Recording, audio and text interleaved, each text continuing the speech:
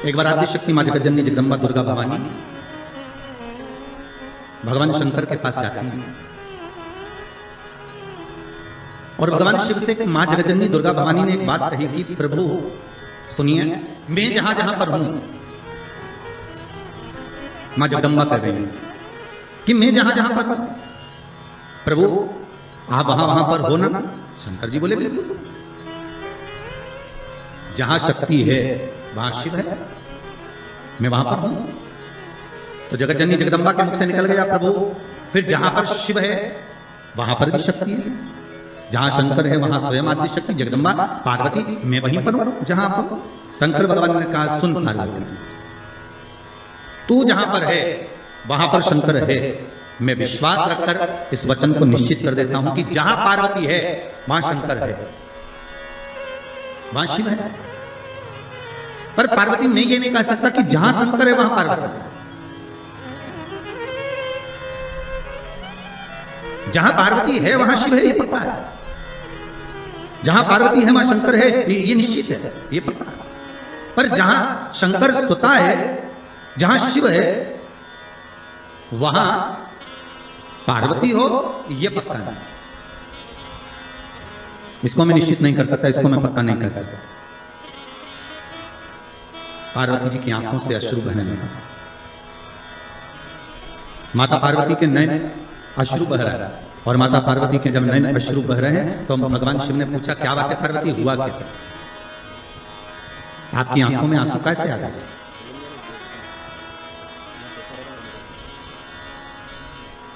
ये अश्रु क्यों आ रहा है, किससे लिया?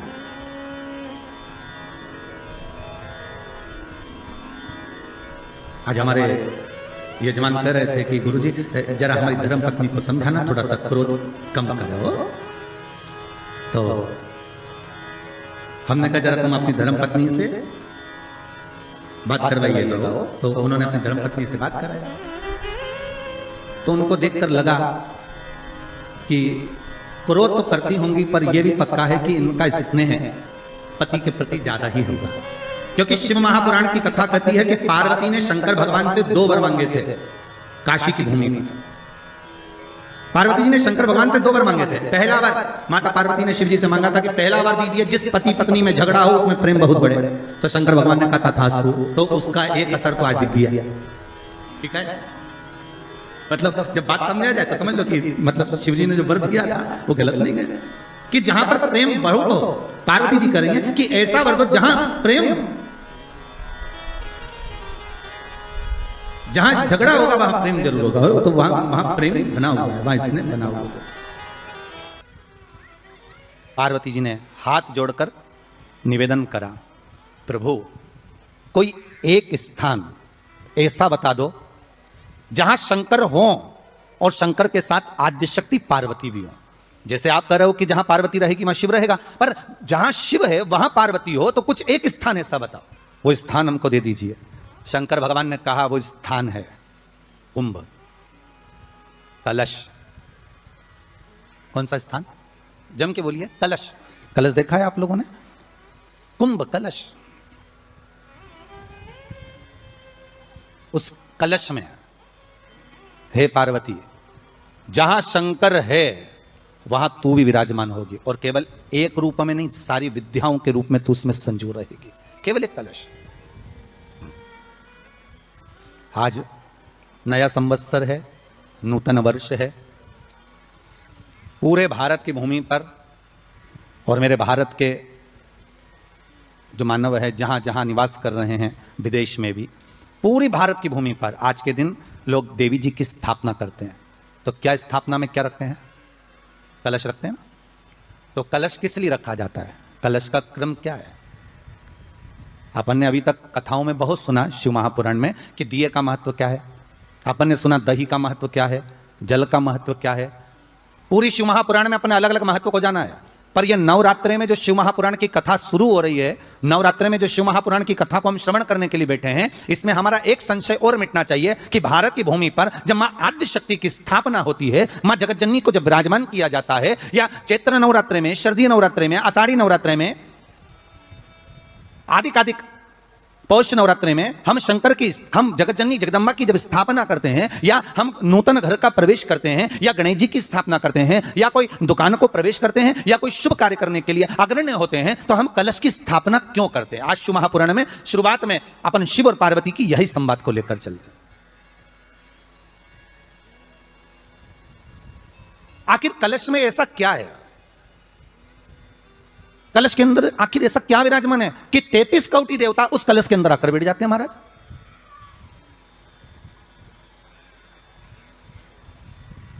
आप कोई यज्ञ करने जा रहे हो, आप कोई पोथी पुराण करने जा रहे हो, आप कोई अच्छा कार्य करने जा रहे हो, तो ब्राह्मण देवता कह देते कलश की स्थापना होगी, कलश की शोभा यात्रा निकलेगी, कलश यात्रा निकलेगी, कलश विराजमान होगा। और आज हर की पौड़ी पर, प्रयागराज में या उज्जैनी में, नासिक में जो बड़े बड़े कुंभ के मेले होते, कुंभ का मतलब भी तो कलश से होता है। उसकी महत्वता क्यों है? उस कुंभ की, उस घड़े की महत्वता कहां से प्रकट हो गई? शिव महापुराण की कथा कहती है महाराज, भगवान औघड़दानी शंकर स्वयं आद्य शक्ति जगदम्बा से कहते हैं कि जगदम्बा तू क्या चाहती है बोल। तो जगतजननी जगदम्बा कहती है कि जहां मैं हूं वहां शंकर है, यह आपने कह दिया, पर जहां शंकर है वहां पार्वती का होना जरूरी है। उसके लिए सिद्ध करने के लिए एक स्थान ऐसा बनाया जाए जहां पर शंकर विराजमान है और शंकर के साथ पार्वती विराजमान है। तो शिव जी ने कहा, पार्वती उसके लिए मैं तुझे एक सुंदर कलश का निर्माण कर देता हूं। दुनिया का रचनाकार, दुनिया की रचना करने वाले महाराज, संपूर्ण ब्रह्मांड की रचना करने वाले, जिनको भगवान शिव ने स्वयं ब्रह्मदेव से कहा है कि ब्रह्मा जी तुम सृष्टि खंड को आगे बढ़ाइए, सृष्टि की रचना करिए। और आज ही के दिन, यही चैत्रीय प्रतिपदा के दिन, यही इसको कहते हैं नया संवत्सर, नया वर्ष। हिंदू धर्म में क्यों कहा जाता है? आज ही के दिन ब्रह्मा जी ने महाराज सृष्टि की रचना करना प्रारंभ करा था। आज ही के दिन भगवान शिव और ब्रह्मा का संवाद हुआ था। सीधे भगवान शंकर ब्रह्मदेव के पास जाकर बोले थे, हे ब्रह्मदेव आप सृष्टि की रचना करिए। तो ब्रह्मा जी ने पूछा था, सारे नक्षत्र आपने बनाए, सारे दिन आपने बनाए, सारी घड़ियां आपने बनाई, सारा पल आपने बनाया, मनुष्य की श्वास गिनती, काउंटिंग, अर्थात मनुष्य के शरीर की रोमावली, यह सब आपने निश्चित करी है। मनुष्य की कितनी धड़कन चलेगी, कितनी श्वास चलेगी, 21,600 श्वास जो मानव के शरीर से प्रतिदिन निकल रही है, 3.5 करोड़ रोमछिद्र जो मनुष्य के शरीर में बने हुए हैं, ये संपूर्ण बनाने वाले आप हो। एक एक घड़ी, एक एक पल, एक एक नक्षत्र, एक एक समय बनाने वाले आप हो, हर श्वास को बनाने वाले आप हो। तो आपसे मुझे कहना है कि एक निर्माण ब्रह्मदेव आप ब्रह्मा जी कर रहे हैं, तो एक काम करो ना कि सृष्टि की रचना भी आप करो। भगवान ब्रह्मा ने शिव जी से कहा कि सृष्टि की रचना आप करिए।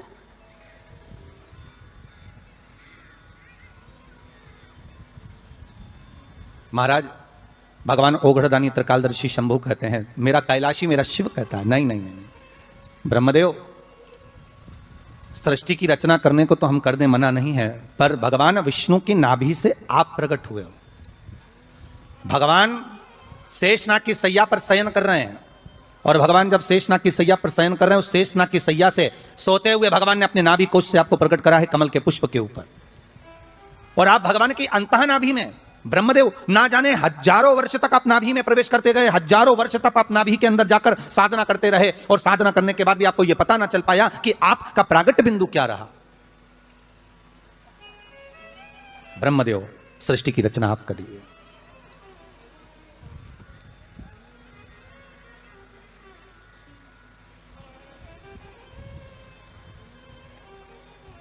ब्रह्मा जी कह रहे हैं, नाथ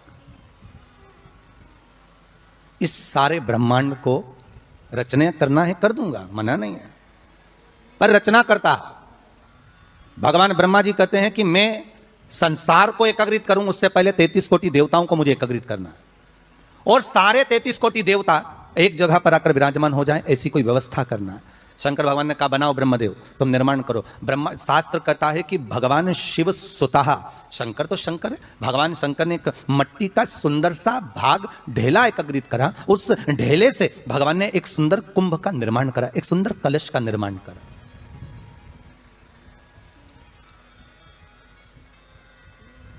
देखिए कितनी सुंदर कथा है। अगर आप लिंग पुराण में इस कथा को निकालोगे तो एक आनंद की अनुभूति और होगी। अगर किसी के मन में संशय हो कि यह कथा कहां से ली गई है, तो लिंग पुराण में से आप इसको निकालिए। उसमें वर्णन किया गया कि सफेद मट्टी का शिवलिंग, लाल मट्टी का शिवलिंग, पीली मट्टी का शिवलिंग, काली मट्टी का शिवलिंग। उस शिवलिंग के निर्माण के पहले जब भगवान का पूजन करने के लिए पात्र की जरूरत पड़ी तो उस पात्र का निर्माण किसने करवाया था? और सबसे पहला पात्र निर्मित, सबसे पहला पात्र का निर्माण, ये तांबा, सोना, चांदी, पीतल, इनके पात्र तो बाद में बने साहब। सबसे पहला पात्र बना ही काय का था? जम के बोलिए जरा, काय का बना था? सबसे पहला पात्र था ये मिट्टी का। आज भी हिंदू धर्म में भले तुम्हारे घर में सोने के कलश हो, भले चांदी के कलश हो, भले तुम्हारे घर में पीतल और तांबे के पात्र रखे हो, पर आज भी अगर ब्राह्मण कहेंगे कि हमें कोई यज्ञ करना है, अनुष्ठान करना है, हमें ये स्थापना करना है, तो ब्राह्मण एक ही बात कहेंगे कि तांबा, पीतल, चांदी के हमें पात्र नहीं चाहिए। ब्राह्मण कहेगा हमें मिट्टी के कलश लाकर रखो, हमें मिट्टी के कलश चाहिए। और कितना बड़ा प्रमाण है जी, शास्त्र का प्रमाण देखिए कितना बड़ा है। आप किसी दूसरे घर में जा रहे हो, आप अपना घर छोड़कर और दूसरे मकान में जा रहे हो, और आपको लगा कि मैं इस घर में अब 15-20 दिन नहीं आऊंगा, 1 महीना नहीं आऊंगा, तो शिव महापुराण की कथा कितना सुंदर कहती है कि अगर आप जा रहे हो और आपको ऐसा भय लगता है कि इस मकान में कोई दूसरी प्रवेश ना करे, कोई दूसरा जीव ना आ जाए, इस मकान में कोई अंतरात्मा ना आए, इस मकान पर कोई टोना ना करे, इस मकान में कोई टोटका ना करे, इस मकान में कोई जादू ना करे, तो उसके लिए शिव महापुराण की लिंग पुराण वर्णन करती है कि मात्र एक मट्टी का कलश, उस मट्टी के कलश में एक महाराज थोड़ा सा धान भरकर, उसमें एक सिक्का, 1 रुपया उसके अंदर डालकर और एक बेलपत्र उसके अंदर डालकर उसको उसके एक दिए से या प्लेट से या नरियल से उसको रखकर एक स्थान में ईशान के अंतर्गत उसको रखकर चले जाइए। उस मकान में ना तो कोई भीतर प्रवेश कर सकता है, उस मकान में ना कोई टोना कर सकता है, उस मकान में ना कोई टोटका कर सकता है, उस मकान में ना किसी की नजर लगती है। और वो पात्र कोई दूसरा नहीं होना, वो पात्र होना चाहिए मट्टी का कलश। मट्टी के कलश की बड़ी महत्वता है। अब तो थोड़ा सा महाराज हो गया कि लोग हम मट्टी का कलश अगर तुम दोगे भी तो ब्राह्मण क्या काम में लेगा, तो ब्राह्मण जन कह देते हैं थोड़ा तांबे के 4 कलश लेकर आइए हो, तुम जरा स्टील के 5 कलश लेकर आइए, आप तुम तांबे के या ये बर्तन लेकर आइए। पहले इसका प्रमाण नहीं था, पहले प्रमाण था केवल मट्टी का कलश। स्थापना जो थी वो मट्टी का कलश, विराजमानता थी मट्टी का कलश, जिसका निर्माण स्वयं भगवान शिव शंकर, भगवान शंभु, भगवान त्रिकालदर्शी, कैलाशी स्वयं लिंग पुराण के अंतर्गत शास्त्र वर्णन करता है कि जिसमें सुंदर शिवलिंग की स्थापना करी गई। शिवलिंग का निर्माण करने के लिए भगवान ने, और स्कंद पुराण में भी आता है यही बात, शिव महापुराण में भी आती है, और आपको पहले भी कथा में कहा कि ब्राह्मण सफेद मट्टी का शिवलिंग बना, पहले भी कथा में कहा, आज फिर कह रहा है। क्षत्रिय लाल मट्टी का शिवलिंग बना, वैश्य पीली मट्टी का शिवलिंग बना, शूद्र काली मिट्टी का शिवलिंग का निर्माण।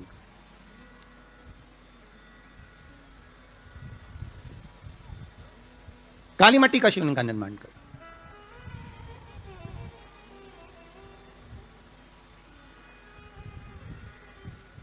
एक बहुत अच्छी बात कहें, अगर आप लोगों को अच्छा लगे तो अपनी जिंदगी में उतारना, ना अच्छा लगे तो उसको छोड़ देना, ठीक है? जितने लोग भी कथा सुन रहे हो बहुत ध्यान देना। ये जो पानी पीने का जो मटका होता है ना, जिसको हमारे यहाँ कलश कहा जाता है, हंडा कहा जाता है, जिसको हमारे यहाँ परिंडा कहा जाता है, मटका कहा जाता है, तो पहले जो मटका चलता था वो लाल कलर का चलता था, ठीक है? उस पर कलाकृति करते थे लोग, उस पर डिजाइन करते थे। आपके यहाँ भी होगा, जितने लोग कथा सुन रहे हो ना, आपके यहाँ भी मटका होगा, लाल कलर का चलता था। अभी अभी जो मटका चल रहा है ना, उसका कलर चेंज कर दिया गया। कौन सा कलर का हो गया? वो काले कलर का बेचने लगे। तो वो बेचने वाला क्या कहता है कि साहब ये सफेद, ये लाल जो मटका है ना, इस मटके से मजबूत अगर कोई मटका है तो वो काला है। बोलो सही है कि गलत है? अरे बोलो तो सही है ना। आप कभी जाओगे बाजार तो कह देगा, कुमार भी कह देगा, ये जो मटका है ना लाल वाला, इस लाल वाले मटके से मजबूत ये काला वाला मटका है, ये काला मटका है। और महाराज इससे पानी ज्यादा ठंडा ये कर देगा। पर शिव महापुराण की कथा, लिंग पुराण की कथा कहती है, और अगर आपने बैसाख मास की कथा को श्रवण कराओ, बैसाख की एक कथा होती है, उसको अगर आपने श्रवण करा तो उसमें वर्णन आता है कि घर के अंदर जहां पर आप पानी पीते हो, जिस स्थान पर अन्नपूर्णा निवास करती है, जिस स्थान पर अन्नपूर्णा का वासा होता है, रसोई घर में जहां बनता है, उस स्थान पर काला मटका नहीं रखा जाता। काला हंडा, काला मटका उस स्थान पर नहीं रखते। पर आज फैशन के हिसाब से, अरे साहब ये मटका थोड़ा कम ठंडा पानी देगा तो ये मटका ज्यादा ठंडा पानी देगा, तो उसको काले मटके को रखें। पर हमारा शास्त्र कहता है काला मटका लोग रखते कहां थे? पहले जो शास्त्र रीति थी, उस काले मटके को रखते थे जब मकान बनता था, जब प्रॉपर्टी बनती थी, जब जमीन बनती थी, जब जायदाद बनती थी, संपदा बनती थी, तो उस स्थान पर उस काले मटके को केवल नजरोटे के लिए, केवल हाय के लिए, केवल नजर के लिए रखा जाता था। उसको लोग लेना पसंद नहीं करते। पर आज के व्यक्ति को अगर कह दिया जाए कि ये 2 मटके रखे हैं साहब, लाल भी है और काला भी है, तो कौन सा पसंद करेगा? वो काला वाला ही दे दीजिए साहब, ये पानी ज़्यादा ठंडा करेगा, उसकी श्रेष्ठता रहेगी। नहीं, शिव पुराण कह रहे हैं, भगवान कुंभ का निर्माण कर रहे हैं, भगवान कलश का निर्माण कर रहे हैं, और भगवान स्वयं ब्रह्मदेव कर रहे हैं कि आप ऐसा निर्माण कर दो जिसमें 33 कोटि देवता स्वतः विराजमान हो जाए। तो भगवान ने उस कलश का निर्माण कर दिया। अब कलश का निर्माण करा तो स्वयं भगवान ब्रह्मदेव बोले, प्रभु इस कलश के अंदर मेरा स्थान कहां है? मेरा स्थान कहां है?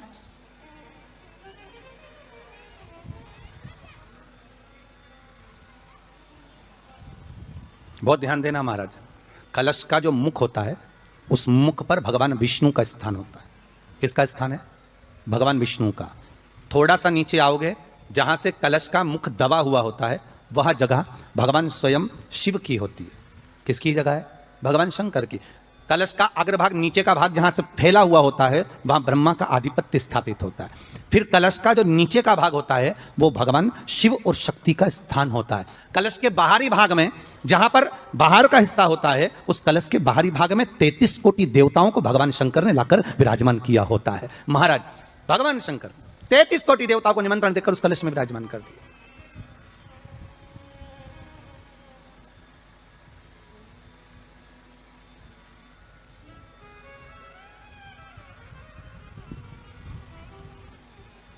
कितना सुंदर लिखा है देवी भागवत के अंदर कि जहां कलश की स्थापना होती है उस जगह पर किसी देवताओं को बुलाने की जरूरत नहीं होती। 33 कोटि देवता उस जगह पर स्वतः विराजमान हो जाते हैं। स्वयं 33 कोटि देवता स्वयं वहां विराजमान। और कितनी महत्वता कलश की महाराज। आप लोगों से भी निवेदन है, चैत्रीय प्रतिपदा है आज, जिनके घर में ज़्यादा रोग हो, बीमारी हो, ज़्यादा तकलीफें आ रही हो, कष्ट बढ़ रहा हो, बीमारियां बढ़ रही हो, या भय लग रहा हो, डर लग रहा हो, हृदय चित्त में कहीं ना कहीं आपको भय का भान हो रहा हो, तो 1 लोटा पानी, एक कलश में जल भर कर रख लीजिए और रात भर उसको रख रहने दो। नवरात्र चल रहा है, उस कलश को रात भर रखकर सुबह सुबह उस कलश में एक बेलपत्र डालकर उस जल को नीम के पेड़ के नीचे, जहां चैत्री नवरात्रि में नीम के पेड़ के नीचे सारी विद्याएं, आद्य शक्तियां, सारी देवी उस नीम के पेड़ के नीचे विराजमान रहती हैं। उस कलश में एक बेलपत्र डालकर रात भर रखकर उस जल को पूरे घर में घुमाकर उस नीम के पेड़ के नीचे समर्पित कर दीजिए महाराज। घर में भय लगना बंद हो जाएगा, कोई बड़ी बीमारी आपको घेरेगी नहीं और उस बीमारी से, उस रोग से आप मुक्त रहेंगे। उस बीमारी से, उस रोग से आप मुक्त पाएंगे, वो बीमारी आपको घेर नहीं। कलश का इस भगवान निर्मित कर दिया। ये कलश मेरा प्रतिबिंब। अब कलश मेरा प्रतिबिंब है ये तो कहा, पर भगवान शिव के पास में आकर स्वयं कामदेव की धर्म पत्नी रति रो पड़ी, आंखों से आंसू बह रहा है। कामदेव की धर्म पत्नी रति रो रही है। शिव जी अपनी साधना में लीन थे, भगवान शंकर नेत्र बंद करके शिव आनंद में विराजमान थे। नेत्रबंद बाबा। शिवजी ने पूछा, बोलो रति, आप और यहां जब आपका पति जलकर भस्म हुआ तो हमने वर दिया था आपके पति को कि ये भगवान कृष्ण का पुत्र बनकर मिलेगा आपको, फिर क्यों आप यहां पर आई हो? क्या हो गया ऐसा? क्या चाहती हो आप? फिर आने का कारण क्या है आपका? किस लिए पधारी हो आप? महाराज, मेरा पति जो जलकर भस्म हुआ था, उसके भस्म होने पर मेरे ऊपर भी केस लगाया। तो भाई केस तुम्हारे ऊपर किसने लगा दिया? ऐसा क्या हो गया कि तुम यहां मेरे पास नहीं? प्रभु बात इतनी सी है कि मेरा पति जब आपके नेत्रों की ज्वाला द्वारा जलकर भस्म हो रहा था, उस समय पर वो आम के पेड़ पर बैठा हुआ था। कौन से पल्लव थे? आम के पल्लव, आम के डालियों में, आम के पल्लव में मेरा पति छुपा हुआ। तो फिर क्या चाहती हूँ? भगवान से मां रति कह रही हैं, दिक्कत केवल इतनी सी है कि मेरा पति जलकर भस्म हुआ, वो आपने वर दे दिया कि वो कृष्ण के पुत्र बनकर हमें मिल जाएंगे। वो हम मान रहे हैं, सब जानते हैं हम, ठीक है, पर दिक्कत इतनी सी है कि जिस आम के पेड़ पर मेरा पति बैठा हुआ था, उसके चक्कर में वो आम का पेड़ भी जला। तो वो आम का पेड़ जो जला, उसने मुझसे कहा है कि पति का तो उद्धार हो गया, पर हमारा उद्धार कैसे? अब देखिए, कई लोग कहते हैं प्रश्न करने वाले पीछे नहीं हटते महाराज, बहुत प्रश्न करते हैं और प्रश्न कर पूछते हैं, गुरुजी ये कलश के ऊपर आम के पत्ते क्यों लगते हैं? उसका उत्तर है, ध्यान दीजिए। प्रश्न बहुत है तो उसके उत्तर भी बहुत है, बस उसको समझने वाला चाहिए। और आप लोगों को तो आज बहुत बहुत भगवान ने कृपा करी है, जो आप पहले दिन ही कलश स्थापना होती है और पहले दिन ही आपको ये ज्ञान हो जाए कि बच्चे पूछे कि कलश क्यों रखा जाता है, कलश के ऊपर आम के पत्ते क्यों लगाए जाते हैं, कलश के ऊपर नारियल क्यों रखा जाता है, कलश के ऊपर 9 बार मोली क्यों बांधी जाती है, मोली मतलब अच्छा नाड़ा 9 बार क्यों लपेटा जाता है नारियल के ऊपर, कलश के ऊपर जब रखते हैं। कलश के ऊपर जब जब श्रीफल रखाता है, नारियल रखाता है, तो उस पर 5 बार 7 बार मोली नहीं लपेटी जाएगी, तो 9 ही बार लपेटी जाएगी। 5 या 7 बार लपेटते हैं तो कहते हैं कि लक्ष्मी की छिन्नता होती है, और वो 9 बार लपेटी जाती है तो भरपूर लक्ष्मी का भंडार भरती है। क्यों क्यों कहते हैं उसे? महाराज आम के पल्लव, तो मैं केवल आपसे इतना सा निवेदन करना चाहती हूँ, आपसे केवल इतना कहना चाहती हूँ कि प्रभु मेरे मन का संशय मिटा दीजिए, और जो आम का वृक्ष मेरे पति के साथ जलकर भस्म हुआ है उसकी विनती को आप स्वीकार कर लीजिए, आप उसके लिए भी कुछ कृपा कर दीजिए।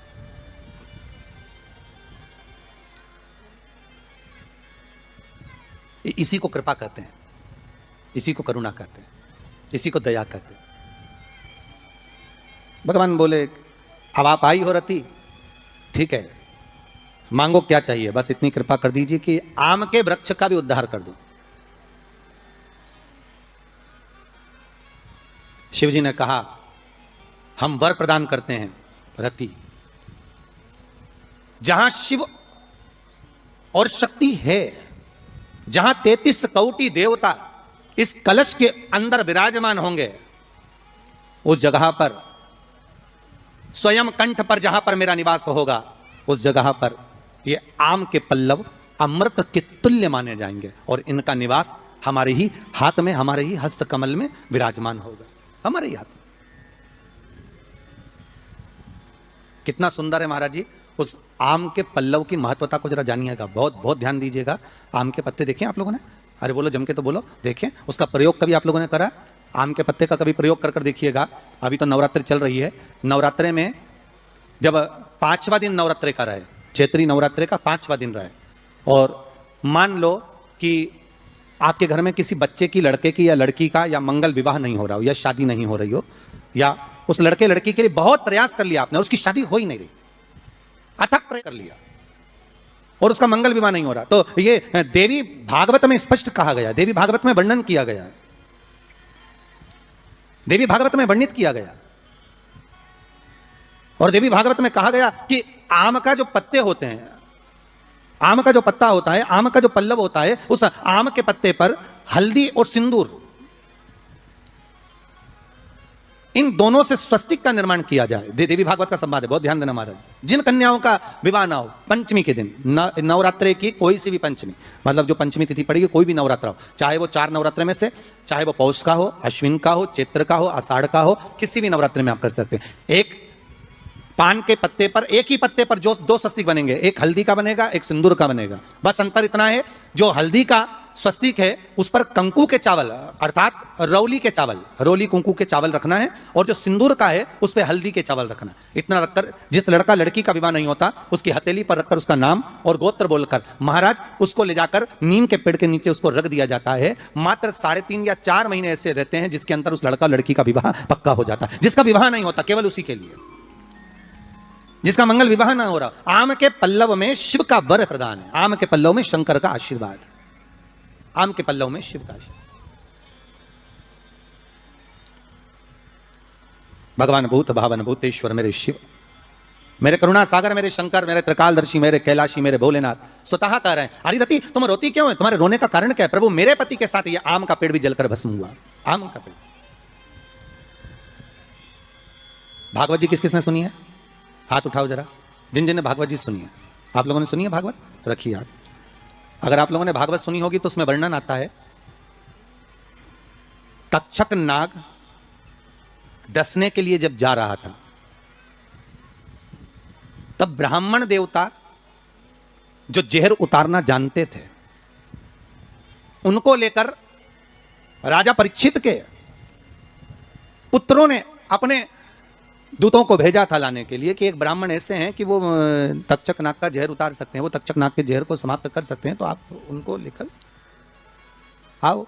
और वो तक्षक नाग का जहर उतारने वाले उस ब्राह्मण को लेकर जा रहे थे। तो सर्प ने विचार करा, तक्षक नाग ने कि बताओ ये तो गजब का काम कर रहा है, अगर ये ब्राह्मण पहुंच गया तो ये ब्राह्मण तो सर्प का जहर उतार देगा। तो सांप तक्षक नाग को ये चिंता लग गई कि मेरे को ही डसना है और मेरे जहर ये उतार देगा, और डसने भी एक ही बार है और मरना चाहिए परीक्षित, परीक्षित को श्राप लगा, अब करूं तो करूं क्या। तो सर्प ने विचार करा कि मैं एक रूप रख कर जाता हूं और इस ब्राह्मण की परीक्षा लेता हूं।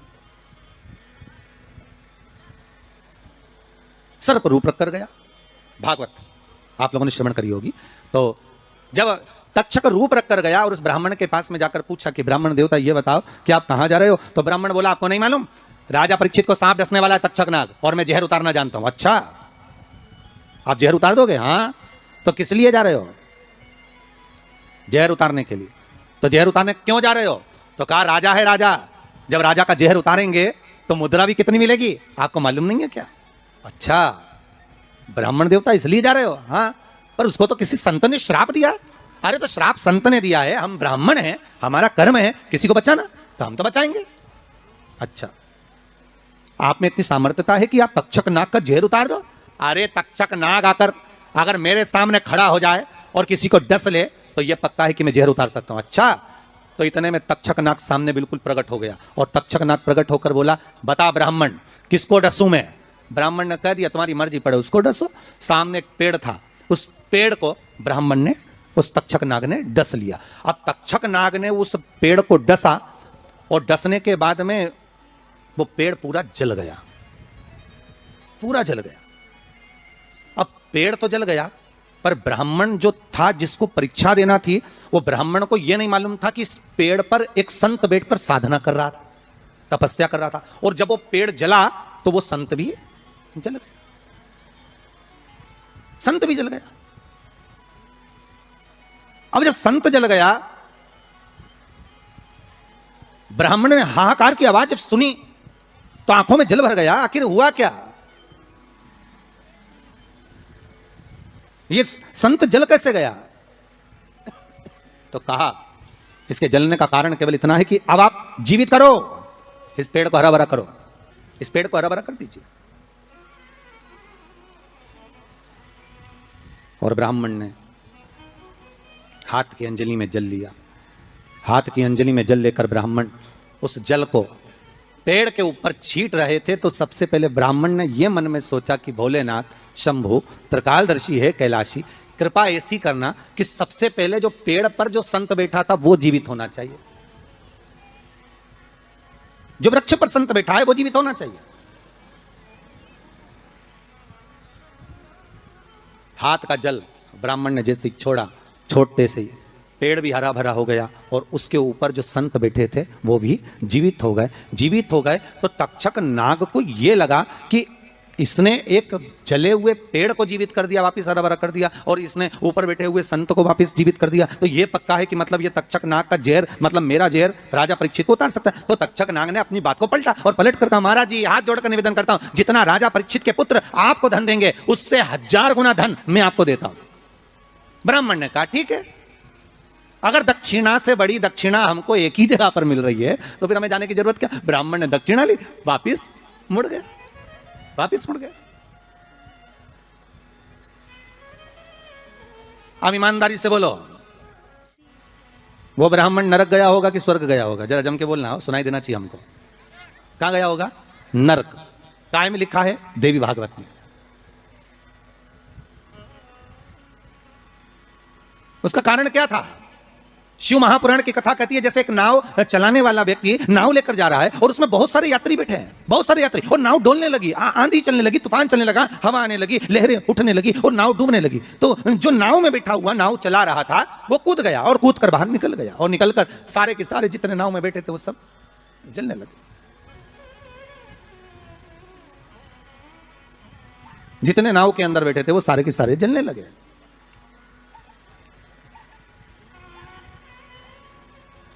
जब वो सारे के सारे पानी में डूबने लगे और पानी में नाव में जाकर सबकी सब जब डूब रहे हैं, सब मर गए, सारे के सारे जो नाव में बैठे थे, जो तैरना जानते थे वो बाहर निकल गए, बाकी के सब डूब गए। नाव चलाने वाला जब उसके प्राण छूटे तो उसको एक नरक नहीं मिला, कम से कम 94 नरकों में वो नाव चलाने वाला गिरा। शिव महापुराण की कथा कहती। तो उस नाव चलाने वाले ने भगवान से पूछा कि मुझे इतने सारे नरक क्यों दे रहे हो? मैंने तो लोगों को गंगा से पार उतारा, मैंने तो रोज गंगा का जल पिया, मैंने तो रोज गंगा का स्मरण किया, मैं तो रोज भगवान का दर्शन करता था, मैं रोज गंगा से पार उतरता था, दुनिया के लोगों को मैं पार उतारने का काम करता था। तो भगवान ने कहा गलती केवल तुमने एक कर दी, तुमने अपने प्राण बचाए। अगर तुम 2 लोगों के भी प्राण बचाते बचाते मर जाते तो तुमको वैकुंठ मिल जाता, पर खुद के प्राण बचाए और दूसरों को मरने दिया, इसलिए तुमको नरक मिला, इसलिए तुम्हें नरक प्राप्त हुआ।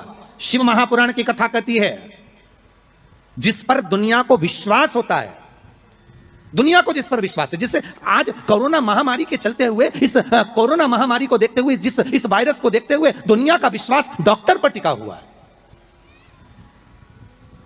औषधि देने वाले, दवाई देने वाले उन डॉक्टरों पर दुनिया का विश्वास टिका हुआ है। तो डॉक्टर का क्या फर्ज है? जैसे नाव चलाने वाले का फर्ज है कि बचाते बचाते भगवान करे भले तुम्हारे प्राण छूट जाते तो तुम्हें स्वर्ग मिल जाता। युद्ध के मैदान में सैनिक युद्ध करते करते मर जाता तो उसको वीरगति प्राप्त हो जाती, पर खुद के प्राण बचाने के चक्कर में आप दुनिया को धकेल दो, ये श्रेष्ठता नहीं।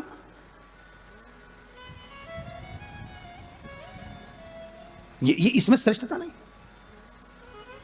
जब तक उस शरीर में प्राण है, जब तक उस शरीर में श्वास है, डॉक्टर भी अपनी जान झोंक दे कि कैसे भी मुझे इसको बचाना है, चाहे कुछ भी हो जाए, इसके प्राण बचना चाहिए। फिर धन मूल नहीं है, फिर संपदा मूल नहीं, फिर सत्ता मूल नहीं है।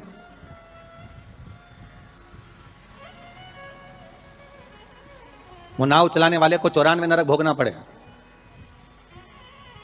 जिस ब्राह्मण ने दक्षिणा ज्यादा लेकर राजा परीक्षित को नहीं बचाया, चले गए। जब भगवान ने विद्या दी है, भगवान ने ज्ञान दिया है, भगवान ने विवेक दिया है और तुमको उस लायक बनाया है कि आप 4 लोगों को पढ़ा सकते हो, आप 4 लोगों को आगे बढ़ा सकते हो, आप इसका सम्मान कर सकते हो, आप इसको अग्रण्यता प्रदान कर सकते हो, आप इसको विवेकता दे सकते हो, और आप उस विवेकता को ना देते हुए अगर आप अपने उस वैभव को छुपा रहे हो और उससे वंचित कर रहे हो दुनिया को, तो फिर भगवान छोड़ने वाला नहीं है, नरक भोगना।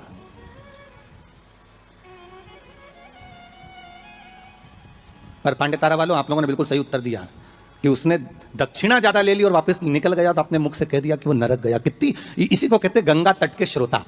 गंगा तट के जो श्रोता होते हैं ना, बड़े आनंदमय होते, कथा जो सुनते हैं ना उसका भाव एक आनंदित था कि वो अपना लक्ष्य छोड़कर, अगर चाहता तो राजा परीक्षित को बचा सकता था, पर थोड़ी सी संपदा के चक्कर में, थोड़े से धन के चक्कर में वो ब्राह्मण भी थोड़ा सा लोभ आया और लोभ के चक्कर में अपने कर्म से वंचित हो गया। तो वो चरित्र कहां गलत है महाराज जी? एक महाराज जी प्रवचन दे रहे थे, उस प्रवचन में एक गांव का व्यक्ति कथा सुनने बैठा था और खड़े होकर पूछ लिया, महाराज जी पाप के बाप का नाम क्या है? महाराज जी ने पूछा, क्या पूछ रहे हो, फिर से बोलो। तो वो व्यक्ति बोला, महाराज जी हमें दशरथ जी के पिताजी का नाम मालूम है, हमें राम जी के पिताजी का नाम मालूम है, हमें कृष्ण जी के पिताजी का नाम मालूम है, हमें सबके बाप का नाम मालूम है, बस पाप के बाप का नाम नहीं मालूम। तो मैं उत्तर दे दो। तो महाराज जी भी मन में सोचे पाप का बाप, महाराज जी मन में सोचे हमने पूरी पुराण पढ़ी पर ये पाप का बाप तो हमें कहीं नहीं मिला, सारे शास्त्र भी उखाड़ कर देख लिया पर उसमें पाप का बाप मिलना बड़ा कठिन। अब पाप का बाप कहां से ढूंढे? तो महाराज जी ने कहा काम करते हैं, कल हम आपको बताएंगे, आप कल कथा में आना। और महाराज जी फिर प्रवचन देने बैठे और वो व्यक्ति फिर आके बैठ गया। अब जैसी कथा समापन हुई, महाराज जी फिर खड़ा हो गया, महाराज सीताराम। महाराज जी बोले सीताराम, और बोलो पाप का बाप। महाराज जी बोले बहुत अच्छा, पाप का बाप पीछे पड़ा। महाराज जी बोले कल बिल्कुल पक्का है कि तुमको तुम्हारे प्रश्न का उत्तर मिल जाएगा। अब महाराज जी ने आज भगवान को 2 अगरबत्ती लगाई कि वो नहीं आना चाहिए प्रभु, क्योंकि वो फिर आएगा, फिर प्रश्न करेगा पाप का बाप। अच्छा वो प्रश्न नहीं भी करता ना तो उसका मुंह देखकर याद आ जाता है कि प्रश्न करेगा पक्का। तो पंडित जी जब निकले ना प्रवचन के लिए तो उन्होंने भगवान को 2 अगरबत्ती लगाई, भगवान ये नहीं आना चाहिए। और पंडित जी जैसे ही बस कथा में आ रहे थे, प्रवचन देने आ रहे थे, वो रोड पे मिल गया पाप का बाप। पंडित जी मन में सोचे प्रवचन दूं कि ना दूं, बड़ा टेंशन है। अब प्रवचन दे कि ना दे, यही सोचे। अब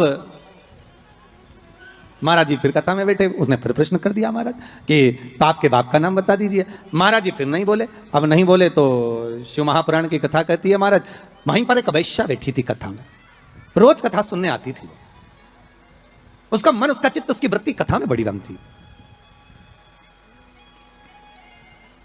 जिसके मन में शिव महापुराण की कथा समा गई ना, तो वो प्रयास करता है कि कुछ भी कर कर जहां कथा हो रही है ना, भले 40 किलोमीटर है, 50 किलोमीटर है, 100 किलोमीटर है, पर एक बार तो मैं चली जाऊं। जिसके मन में शंकर आ गया ना, तो वो छोड़ नहीं सकता।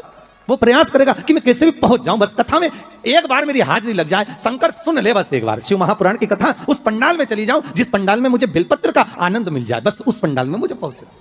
अब वैश्या का नियम था, वो कथा कभी नहीं छोड़ती थी, और वो भी कथा में जाकर बैठ गई और कथा में रोज सुने वो पाप के बाप का चक्कर। और महाराज जी बस प्रवचन करें, अक्षतम केशवम राम नारायणम, जैसे महाराज जी अक्षतम केशवम करें, सब बैठे रहे, वही खड़ा हो जाए। अब महाराज जी भी मन में सोचे अब क्या करें, तो महाराज जी डबल से कह रहे हैं अक्षतम केशवम राम नारायणम कृष्ण दामोदर वासुदेवम हरे। तो वो महाराज जी हाथ हिलाएं कि अभी भी पाप का बाप नहीं मिला, पर वो तो वही खड़ा। आज वेश्या ने कह दिया गुरुदेव आपसे एक निवेदन है मेरा। बोलिए। मैं वेश्या हूं, छुपाया नहीं। संत, सदगुरु, भगवान, माता पिता, इनसे कभी नहीं छुपाना अपने को। छुपाकर जाएंगे भी का? अगर माता पिता से कुछ छुपा लेंगे, संतों से, सदगुरु से अगर छुपा लेंगे, तो जाएंगे कहां भगवान से छुपाकर? बिल्कुल पीछे जाकर बैठ जाती हूं एकांत में। पर मेरा कुछ मन है आपसे कहने का, आप सुनेंगे हमारी बात? संत बोले क्यों नहीं सुनेंगे, हम तो संत हैं, बोलो क्या बात है। आप जब सुबह सुबह मंदिर जाते हो ना गुरुदेव, तो बीच में मेरा वेश्यालय पड़ता है। 2 मिनट के लिए आप पांव रख देंगे ना मेरे वेश्यालय में, मेरी जिंदगी सार्थक हो जाएगी। संत बोले हम और वेश्या के घर कभी नहीं आ सकते। वेश्या कहती आज तक कोई गुरु मेरे वेश्यालय में नहीं आया, केवल चरण रखना, चले जाना गुरुदेव। गुरुजी बोले राम राम राम सीताराम, हम नहीं आएंगे। गुरुजी चले गए कहते हुए। वैश्या घर के बाहर रंगोली मांगोली डालकर वेश्यालय के बाहर बैठी। संत का आगमन हुआ, वहीं से वैश्या दौड़ कर गई, गुरुदेव ये मेरा वेश्यालय है, पांव रख दीजिए। महाराज वैश्या के भवन में चले गए। वैश्या ने कहा महाराज जी बैठिए। नहीं नहीं, इतना समय कहाँ है बैठने का, तुमने कहा था बस पांव रख देना। महाराज जी बैठ जाइए, आपके हाथ जोड़ती हूँ, 5 मिनट बैठ जाओ। महाराज जी वैश्या कर रही है, महाराज रोज एक गांव का व्यक्ति आपसे प्रश्न करता था कि पाप के बाप का नाम बताओ। मैं उत्तर दे रही हूं कि पाप के बाप का नाम लोभ है। तो वो जो ब्राह्मण था उसने एक गलती कर दी। परीक्षित को अगर बचाता भले 5 मुद्रा मिलती, पर मिलती ना, मिलती मुद्रा। पर उस ब्राह्मण ने एक गलती कर दी कि वो परीक्षित को बचाने की जगह ज्यादा मुद्रा लेकर वापिस मुड़ गया। वापिस जहां से ब्राह्मण वापस मुड़ा था, आज भी अगर आप सुखताल जाएं, जहां सुखदेव जी महाराज ने राजा परीक्षित को कथा सुनाई थी, तक्षक नाग जहां आया था इस ब्राह्मण की परीक्षा लेने के लिए, और ब्राह्मण जहां से वापस मुड़ा उस गांव का नाम है मोड़ना। आज भी उस गांव का नाम मोड़ना, वहां से मुड़ गया था वापस ब्राह्मण, वापस चला गया।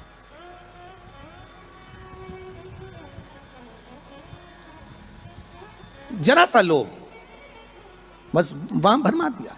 शिव महापुराण की कथा कहती है आम के पल्लव में जो छुपा था कामदेव, जब भस्म हुए वो आम के पल्लव ने मां रति से प्रार्थना करी और रति ने उस आम के पल्लव का उद्धार कर दिया। संसार सागर में अगर हमारा जन्म हुआ है, मनुष्य की अगर देह मिली है, मानव का जी शरीर मिला है, मानव की अगर योनि मिली है, 84 लाख योनियों में सर्वश्रेष्ठ है मानव का शरीर, जिसको पाने के लिए देवता भी तरसते हैं। हाथ जोड़कर देवता भी भगवान से कहते हैं हमें मनुष्य बनना, हमें मानव बनना। देवताओं को भी ये योनि नहीं प्राप्त होती। क्यों? क्योंकि बैकुंठ का भोग केवल भोग है, केवल भोग। अगर मरने के बाद बैकुंठ चले भी जाओगे तो वहां चांदी की थाली में, सोने की थाली में भोजन मिलेगा, डनलप का गद्दा मिलेगा, एसी का रूम मिलेगा, बढ़िया खाने के लिए सब कुछ मिलेगा, आराम से फ्रिज, कूलर, वॉशिंग मशीन सब मिलेगा। एसी में आप आराम से सो, डनलप के गद्दे पर सो। पर बैकुंठ में केवल भोग, भोगने की वस्तुएं मिलेंगी। पर बैकुंठ में भगवान का भजन मिलेगा क्या? जम के बोलिए, नहीं मिलेगा। बैकुंठ में गंगा का स्नान मिलेगा क्या? नहीं मिलेगा। बैकुंठ में शिव महापुराण की कथा मिलेगी क्या? नहीं मिलेगी। बैकुंठ में दान करने का मौका मिलेगा क्या? नहीं मिलेगा। बैकुंठ में भजन करने का मौका मिलेगा? नहीं मिलेगा। बैकुंठ में ना तो भजन मिलेगा, ना कीर्तन मिलेगा, ना नाम जाप मिलेगा, ना गंगा का स्नान मिलेगा। बैकुंठ में ना तीर्थ मिलेगा। बैकुंठ में अगर मिलेगा तो एक एसी का रूम मिलेगा, डनलप का गद्दा मिलेगा, सोने की थाली में भोजन मिलेगा,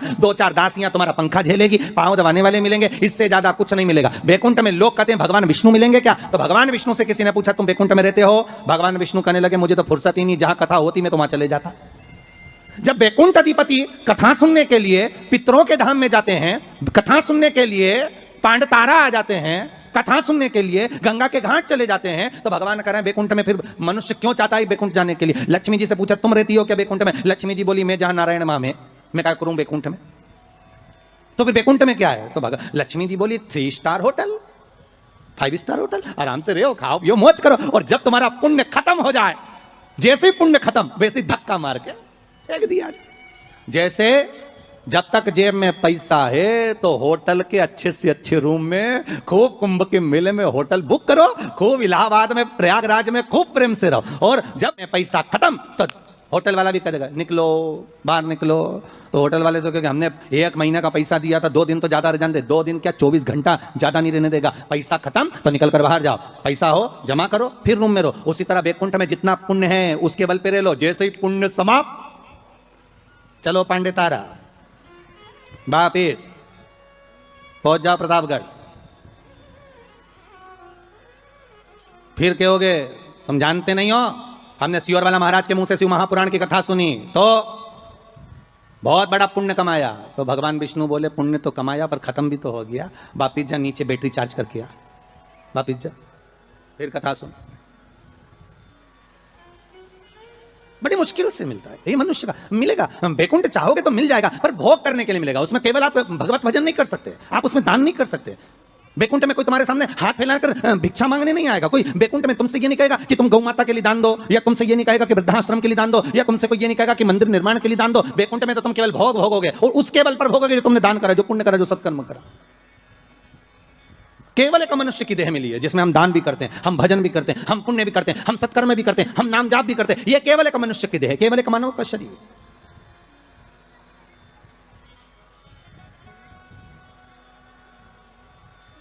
इसके सिवाय कहीं सुख नहीं। 84 लाख योनियों में श्रेष्ठ योनि मानव की, और उसको हम गंवा दे महाराज तो वो बेकार। आम के पल्लव के लिए रति आकर कती है। संसार वासियों से हमारा यही निवेदन है कि आप किसी के लिए कुछ नहीं कर सकते तो कम से कम फोन लगाकर इतना तो कह सकते हो, कथा आ रही है, टीवी चैनल पर चल रही है, 4 बजे से 7 बजे तक चल रही है, जरूर सुनना। कोरोना महामारी चल रही है, कम से कम कथा सुनकर इस हृदय को विल पावर मजबूत होगा, कथा सुनकर अपने को एनर्जी प्राप्त होगी, कथा सुनकर हम आद्य शक्ति जगदम्बा का आराधना कर सकते हैं, कथा को सुनकर ये नवरात्रि में शंकर की कथा का अनुमोदन कर इस कोरोना महामारी से लड़ सकते हैं, इसको भगा सकते हैं। क्योंकि अपने भीतर का पावर प्रबल होना चाहिए। आधे से ज्यादा लोग हॉस्पिटल में इसलिए मर रहे हैं क्योंकि उनको भय लग रहा है, कोरोना लग गया, कोरोना लग गया। बेचारा अच्छा भी हो गया तो भी मर जा रहा। किसी ने पूछा गुरुजी पिछले साल तो आया था यह कोरोना, अब की बार फिर आ गया। हमने कहा जन्मदिन मनाने आया है। अब पार्टी कितनी बड़ी करता है ये तो उसके ऊपर है, और पार्टी में कितनों का निमंत्रण देता है ये वही जान सकता है, और जो जो उसकी पार्टी में गया वो निपट गया। इसलिए निवेदन है अभी जन्मदिन पार्टी में बिल्कुल मत जाना कोरोना की, अर्थात सोशल डिस्टेंसिंग बनाकर रखो। और आपसे भी निवेदन है जितने लोग कथा में सुनने आ रहे हो ना, कम से कम दूरी बनाकर रखना, या फिर एक लकड़ी लेके चलो इतनी बड़ी सटैया, नपती करो यहाँ से यहाँ से यहाँ से यहाँ से, जो पास में बैठा मिले बिल्कुल। अरे कितना बड़ा जगह दिया है? कितनी बड़ी जगह है, आराम से तुम लोग तो बढ़िया चकाचक, तुम्हारी मर्जी पड़े तो एक पलंग भी लिया, तुम तो नहीं सोई तो कथा सुनो। इतनी बड़ी जगह, उसमें भी इतनी बड़ी जगह होने के बाद कई माताओं की आदत रहती पर बैठेगी नहीं खा सकते, यहीं बैठ जा, बैठ जा।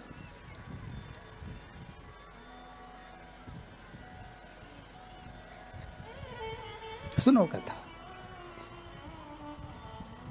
शिव महापुराण की कथा कहती है उस कलश पर आम के पल्लव शिव का वर है। किसका वर है ये? शंकर। 11 आम के जो पत्ते जिस डाली में लगे होते हैं, वो डाली कोमल सी डाली, 11 टुकड़े महाराज एक कच्चे सूत से लपेटकर 11 बार, उसका भाग जब उसको लपेट लोगे इस तरह से इकट्ठा करके, आगे का जो भाग है 11 बार कच्चा सूत लपेटने के बाद जो भाग पीछे का आगे का कोई भी हो उसको शहद में डुबाकर शिव जी को समर्पित कर दो। किस जगह पर रखना है? अशोक सुंदरी वाली जगह। अशोक सुंदरी की जगह जानते हो आप लोग, पहले भी आपको बताया है, आज फिर आपको वर्णन कर दें। जैसे ये गोल जलाधारी है, ये शिवलिंग रखा है, ये 2 जहां से पानी बह रहा है बाबा के चरणारविंद, राइट में श्री गणेश जी का स्थान, लेफ्ट में कार्तिकेय का स्थान, बीच में अशोक सुंदरी की जगह। शंकर भगवान की 6 लड़कियां हैं। भगवान शंकर के 13 बच्चे, 13 बच्चों में से 6 लड़कियां, उस 6 लड़कियों में से एक लड़की का स्थान, भगवान शंकर की एक बेटी का स्थान, अशोक सुंदरी का स्थान सामने पद्म पुराण में स्पष्ट किया। यह स्थान अशोक सुंदरी का। शंकर भगवान की जलाधारी में पार्वती जी का हस्तकमल, ऊपर से जो एक एक बूंद पानी गिरता है, यह शंकर भगवान की 5 लड़कियों का स्थान है। जया, विषहरा, शामरीबारी, दौतली और देव। शंकर भगवान की 5 लड़कियां भगवान शंकर के मस्तक पे जल की धार गिरा रही हैं।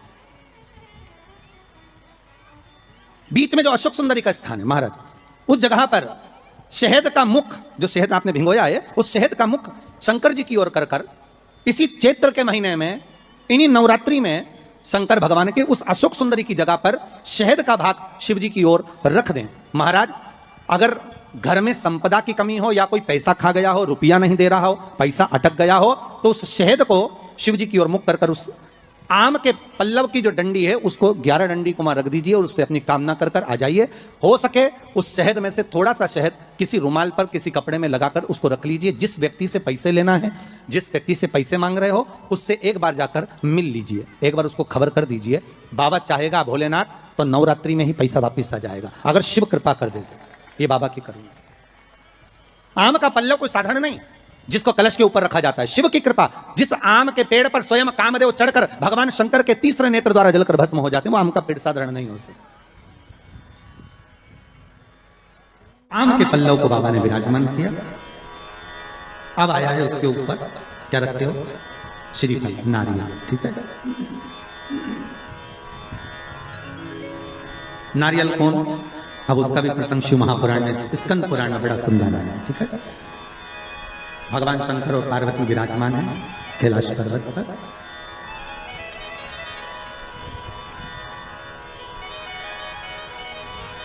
भगवान शिव के मन में बात आई। शंकर भगवान ने मां पार्वती जी से कहा, ए जगतधात्री। हाँ प्रभु बोलिए, सुनो।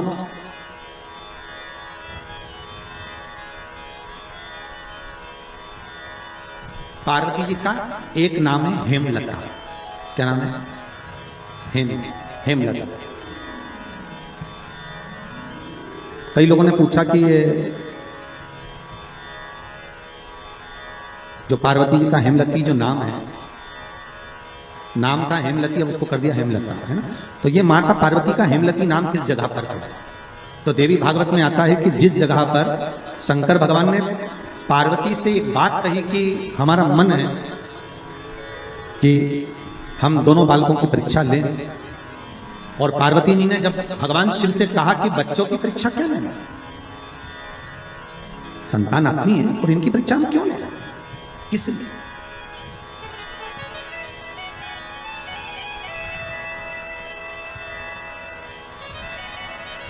मां पार्वती का जो नाम है हेमलता, इसका कारण केवल इतना था कि ये अपने पति को भी ज्ञान दे देती थी। कई बार इन्होंने समझाया है शिव जी को कि आप ये ना करिए,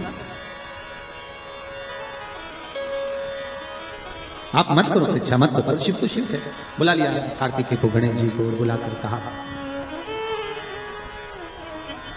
बुलाकर बोले, जो पृथ्वी की परिक्रमा पहले कर आए वो प्रथम गिनती में पूजा जाएगा, प्रथम भाग उसको खूब जीतती है। ठीक है, जाओ परिक्रमा कर आओ। अब गणेश जी महाराज बैठ गए चूहे पर, कार्तिकेय बैठ गए मोर पर। कार्तिकेय घर के बड़े थे, उनको ये बात ध्यान में थी, उनको ये बात का ज्ञान था। तो कार्तिकेय जी ने कहा, अगर माता पिता का कहना नहीं मानेंगे तो अच्छा नहीं लगेगा। तो कार्तिकेय जी तुरंत मोर पर चढ़कर और परिक्रमा करने निकल गए। अब गणेश जी तो चूहे को बुलाए, फिर चूहा भग गया, फिर पकड़ के लाए, फिर चूहा भग गया।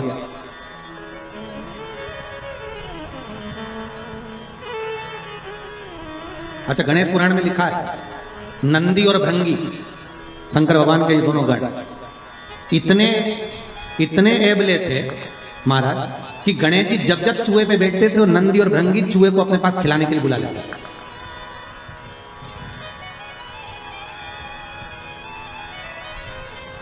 इनकी आदत थी दोनों की। अब जैसे ही परिक्रमा की बारी आई तो गणेश जी को, जैसे गणेश जी चूहे को बुलाए और नंदी भृंगी चूहे के सामने थोड़ा सा सामान डाले चूहा। अब बड़ी तकलीफ गणेश जी को लगा कि आखिर कारण क्या था। गणेश जी ने देख लिया कि ये नंदी भृंगी ने करी है, तो नंदी भृंगी को देखकर कह दिया, आप नंदीश्वर, ये अच्छी बात नहीं है, आप मेरा चूहा बार बार बुला लेते हो, तो तुम ले जाओ चूहे को जा। अब उन्होंने चूहे पर बैठ गए। बैठकर जैसे चले शंकर जी के पास में, तो शिव जी को प्रणाम कर कर कहा, पिताजी परिक्रमा करने जा रहा हूं। शंकर बोले जा।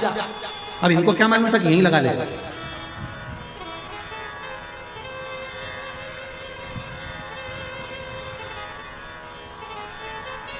अब उनको क्या मालूम था कि यहीं लगा लेगा। होता है जैसे कि किसी एक दुबले पतले व्यक्ति को कहीं मालूम पड़े सेना में सम्मिलित कर दिया, उसको बहुत दुबला पतला,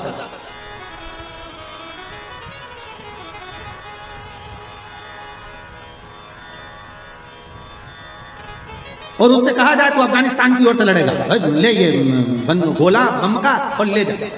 और उसने कहा मेरे में इतना जुनून है कि मैं पूरे देश को उड़ा दूंगा और अफगानिस्तान को जिता दूंगा। मालूम पड़े उसको भेज दिया और इतना बड़ा बम देके भेजा। और मालूम पड़े जैसे ये बॉर्डर पे पहुंचा और तेजी से हवा चल गई तो घूम गया। मालूम पड़े वही उठाकर अफगानिस्तान पर फेंक दिया। अब जिस सेना से लड़ रहा था उसी सेना को निपटा दिया। अब सोचने में सब पड़ गए कि क्यों रे तुझे लड़ने के लिए वहां भेजा था, बम फेंकना था वहां, तो क्या गलती मेरी थोड़ी ना, बम तो मैं वहीं के लिए लेकर गया था, पर हवा गलत चल गई, उसने उड़ाकर मुंह इधर कर दिया तो बम इधर चल गया। गणेश जी से पूछा कि तुमको भेजा था कि तुम पृथ्वी की परिक्रमा करने जाओ, तो तुम ये क्या कर रहे हो। गणेश जी बोले, पिताजी शांत रहिए और परिक्रमा लगाने दीजिए। और परिक्रमा लगाई गणेश जी महाराज ने, एक नहीं 3, और 3 परिक्रमा लगा के सामने खड़े हो गए। पिताजी वर दीजिए। पिताजी ने पूछा क्या वर। पृथ्वी की परिक्रमा करके आया। शंकर भगवान बोले, बता मेरे आजू बाजू घूम लिया और पृथ्वी की परिक्रमा कर लिया।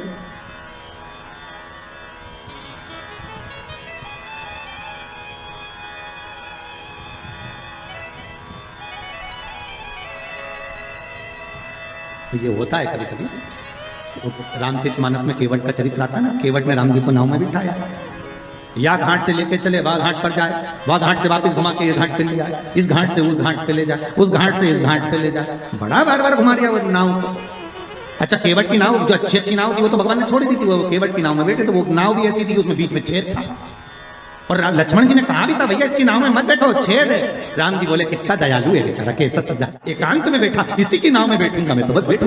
लक्ष्मण जी ने मना भी करा, और जैसे ही लक्ष्मण जी ऊपर चढ़े तो केवट ने अपना पिछोड़ा उतार के दे दिया, लो लक्ष्मण भैया। लक्ष्मण जी ने पूछा, ये काय के लिए, कि नाव में छेद है, पानी भराएगा, तुम भरते जाना, निचोड़ते जाना। अब लक्ष्मण जी वो पानी को बार बार निचोड़ रहे बार, और वो नाव को घुमाते जा रही है, यहाँ से वहां, बार बार इधर जाए उधर। तो इतने में सबसे ज्यादा गुस्सा किसको आना चाहिए बोलो, लक्ष्मण को आना चाहिए कि बताओ, हम तो निचोड़ के मर जाए। लक्ष्मण जी को जो क्रोध आया तो न राम जी को देखा, और राम जी लक्ष्मण जी की बात को जान गए, तो राम जी लक्ष्मण जी की बात को जानकर उन्होंने केवट से कहा, केवट जी प्रभु, ये घाट से वो घाट, वो घाट से ये घाट 10 चक्कर लगा दिए, हम थक गए, पार क्यों नहीं उतारता। केवट बोला, वाह प्रभु, तुम 10 चक्कर में थक गए, हमें 84 के चक्कर में पड़ो, हम नहीं थके। राम जी बोले, बहुत बेकार है, उससे मुंह मिलाना ही बेकार। राम जी नीचे बैठ गए। राम जी ने लक्ष्मण को इशारे में बोला, तू बोल। और लक्ष्मण जी उठ के खड़े हो गए, धनुष को बांध लेकर, रुक जा, अभी तेरे प्राणों को हटाऊं, अभी प्राणों को हटाऊं तेरे। क्या समझता है तू, परेशान कर रखा है, पार क्यों नहीं करता। इतने में केवट बोले, हे भैया लक्ष्मण, क्रोध तो दिखाना मत, और ये समझना मत कि हम तुम्हें पहचानते नहीं है, तुम पूर्व में शेषनाग, ये भगवान राम भगवान विष्णु है, और ये मैया सीता लक्ष्मी जी, ये चरण दबा रही थी, ये सो रहे थे, आप शेषनाग के ऊपर, हम कछुआ थे, दर्शन करने आए, आपने इतनी तेज फुंकारा, मर गए तो केवट बन गए, तुम्हारे फुनकार से मरे तो केवट बने, और अभी भी घाटे में नहीं जाएंगे, तुम मार भी दोगे तो बेकुंठी जाएंगे, पर घाटा तुम्हारा है, हमारी कोई औलाद नहीं है, हम मर गए तो हमारी पत्नी अंतिम संस्कार भी तुमसे कराएगी और 12वें का भोजन भी तुम्हें जिमाएगी। राम जी ने कहा, लक्ष्मण नीचे बैठ जा रहे, नीचे बैठ जा। तब माता सीता ने कहा, लक्ष्मण भैया, केवट भैया पार उतारो। तब पार उतार, तो यहाँ कोई प्रसंग है, अब परिक्रमा लगा कर आकर खड़े होकर के आशीर्वाद दे, तो पूछा आशीर्वाद क्यों, तो कहा प्रभु हमने परिक्रमा करी, तो शंकर भगवान बोले, आजू बाजू घूम लिया और क्या परिक्रमा करना। इसको कोई परिक्रमा करते हैं? हाँ, गणेश जी बोले और नहीं तो माता पिता में आकाश, माता पिता में पाताल, माता पिता में पृथ्वी, साप तो माता पिता में और सब माता पिता में, इसलिए आपकी लगा नहीं सबकी हो गई। शंकर जी खुश हो गए, शंकर जी ने आशीर्वाद दे दिया। अच्छा, बच्चों पर माँ बहुत देर में खुश होती है, पर पिता तुरंत पर्स खोल के 500 का नोट दे दे, जा। माता और पिता में अंतर। मम्मी पहले पूछेगी काय के पैसे चाहिए, ट्यूशन के, तो ट्यूशन के पैसे मैं दे दूंगी, पहले ट्यूशन वाली मिस का फोन तो आने दे मैडम का। मम्मी तू बार बार बस फोन का इंतजार कर दे, मैडम मेरे से बोली पैसे लेके आना मत दे, पापा के पास। पापा हाँ बेटा 500 रुपये चाहिए, काय के लिए, मैडम ने मिला। मम्मी भी माता को जा रहे 50 बार बोलती है इसको पैसे मत दिया करो, बच्चा बिगड़ जाएगा, पहले मुझसे तो पूछा करो। इतने में पति पत्नी से बोला, अरे जगदम्बा कितनी बात पूछो तुझसे, तू शांति से मैंने दे दिया ना 500, देख लेंगे जो होगा। तो शंकर भगवान ने तुरंत खबर दे दिया, प्रथम गिनती में तुम गिने जाओगे तथास्तु। पार्वती जी को तो मालूम ही नहीं पड़ा कि कब बर देती, नहीं तो पार्वती जी तो खड़ी हो जाए। अब आ गए कार्तिक। कार्तिक ने आकर कहा, दंडवत करता हूं पिता, प्रणाम, हम तुम्हें देवताओं की सेना के सेनापति बनाते हैं। कार्तिक की आंख से अश्रु बहे। देवताओं की सेना के सेनापति, क्या मैं प्रथम गिनती में नहीं आऊंगा? नहीं, क्यों? गणेश जी ने प्रथम गिनती में आ गए, गणेश जी ने परिक्रमा कर ली। किसकी करी? हमारी। पिताजी आपने कहा था पृथ्वी की परिक्रमा कर जो आएगा प्रथम गिनती में गिना जाएगा, तो पहली परिक्रमा पृथ्वी की तुमने नहीं करी, फिर गणेश ने नहीं। पार्वती जी उड़ गई, क्या बात है कार्तिक है? कार्तिक ने कहा, माँ पिताजी ने गलत निर्णय दे दिया। क्या गलत निर्णय दिया? गणेश जी को प्रथम गिनती में दे दिया और मैं परिक्रमा कर कर आया। सारी बात मालूम पड़ गई कि गणेश जी ने चूहे पर बैठकर शंकर पार्वती की परिक्रमा करी, ये हुआ वो हुआ, सब मालूम पड़ गया। पार्वती मैया की आंख में से आंसू बहने लगा। पार्वती उठकर खड़ी होकर शंकर भगवान से बोली, प्रभु बहुत भोले हो आप, इसलिए आपका नाम भोला शंकर है, बहुत भोले। एक बेटे को भेज दिया पृथ्वी की परिक्रमा करना और दूसरे बेटे ने आपकी परिक्रमा करी और आपने उसे वर प्रदान कर दिया। इतने भोले, पुत्रों में भेद कर दिया।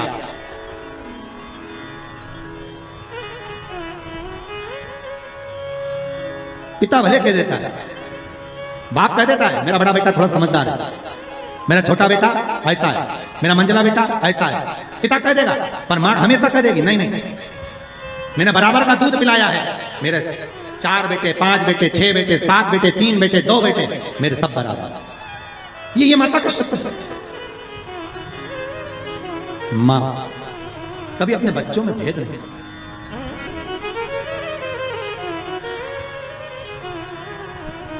पूत कपूत सुने हैं पर ना माता सुनी कुमाता। मां कभी कुमाता नहीं सुनी। पूत कपूत हो सकता है पर मां मां है। जगत जननी मां पार्वती खड़ी हो गई और इस कथा से बहुत सीखने को मिलता है। शिव महापुराण का यह चरित्र बहुत सिखाने का ये है कि माता पिता की दृष्टि में कभी बच्चों के प्रति भेद न करना। कभी मत कहना माँ से निवेदन है कि मेरा बड़ा बेटा अच्छा कि छोटा अच्छा, मंजला अच्छा कि संजला अच्छा, कभी मत कहना। क्यों? क्योंकि गेंद कभी भी किसी भी पाले में जा सकती है और किसी भी बहू से पाला पड़ सकता है। आप कभी मत, आपके 4-5 बच्चे हैं, आप हमेशा अच्छा बोलो मेरे बच्चे सब बढ़िया, बड़ा बेटा बहुत बढ़िया, बड़ी बहू बहुत बढ़िया, छोटी बहू बहुत बढ़िया, उससे छोटी बहुत बढ़िया, उससे छोटी बहुत बढ़िया। क्यों? अपने को करना क्या? जिस बहू के यहाँ जाओ रबड़ी खाओ वापिस आ जाओ, हम बुरा भला कर करना। बहुत बढ़िया, क्या चलता,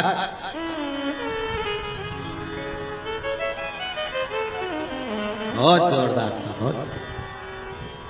मेरी बड़ी बहू बहुत बढ़िया, क्या जोरदार कपड़े सिलती है, क्या जोरदार दाल बगाड़ती है। छोटी बहुत बढ़िया बच्चों को पढ़ाती है, इतनी बढ़िया पढ़ाने में, सब बच्चों को लेके बैठ जाती पढ़ा लेती थी। उससे छोटी क्या मानना मानती, क्या कपड़े सिलती। उससे छोटी वो भी बहुत जोरदार भोजन पकवान बनाती। जब माँ तारीफ करे तो उसके लिए सब बना, सब। जैसे शंकर भगवान कहाँ रहते हैं? जम के बोलिए शमशान। शमशान शिव जी का धाम, जहां पर सबकी शान सम है, उसी का नाम शमशान है। शमशान में जो जाता है वो राख का ढेर बन जाता है, राख का।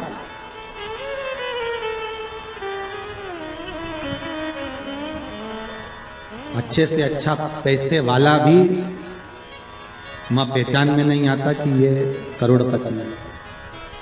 लकड़ी की जगह नोट थोड़ी ना लगाए जाते। और गरीब भी है ना तो वहां पहचान में नहीं आता कि ये गरीब है। वहां तो एक जैसी चादर है, सफेद कपड़ा उड़ा दिया, लाल कपड़ा उड़ा दिया, चिता पर सुला दिया, आग लग गई, एक जैसा। कपड़े में भले चमकना पर चेहरे की चमक बता देती है कि ये कौन है। फिर वही बात कहूंगा, क्रीम की चमक 15 दिन, 20 दिन, 1 महीने रहेगी, पर अच्छे कर्म की चमक जीवन पर्यंत रहेगी। आपका कर्म हमेशा चमकता रहेगा। आप अच्छे कर्म करते रहिए, दान पुण्य सत्कर्म भजन कीर्तन स्मरण। ये श्वास चली ना चली, अंतिम श्वास कौन सी है किसको मालूम? 21,600 श्वास में से आखिरी श्वास कौन सी है किसी को नहीं मालूम। अंतिम श्वास कौन सी है ये किसी को मालूम? थोड़ा रिटर्न बढ़ाइए भाई। अंतिम सांस कौन सी है ये किसको मालूम है? किसने देखे कि आखिरी श्वास कौन सी है? बस श्वास श्वास में राम कहो और वृथा जन्म मत खोए, ना जाने इस श्वास का फिर आवन होए ना। 21,600 श्वास जो मनुष्य के शरीर से प्रतिदिन निकल रही है, हर श्वास को ऐसे भजना भगवान का नाम कि अंतिम कौन सी हो। दान पुण्य संकीर्तन स्मरण अपने हाथों से कर लिया। और अब तो ये कोरोना महामारी में तो और नहीं मालूम पड़ रहा कि कब तो मालूम पड़े 13 ब्राह्मण भी जिम पाएंगे कि नहीं जिम पाएंगे, वो स्थिति है।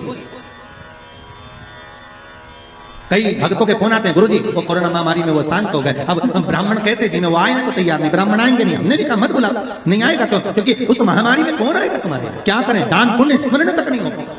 क्या कर लिया हाथों से तो कर लिया, जीवन का।